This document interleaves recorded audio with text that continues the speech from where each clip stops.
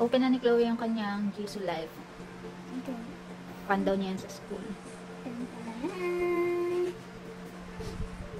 Wow! Ano nalalim ito? Ano niya? Accessories yan?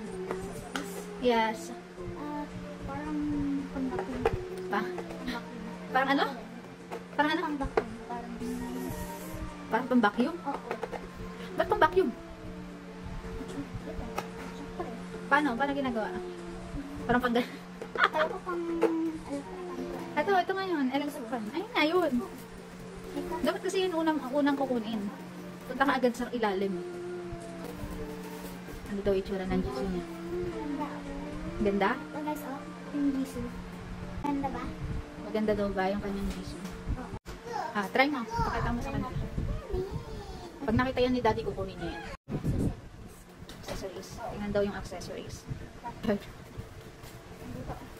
Charger lang laman. Ano yan?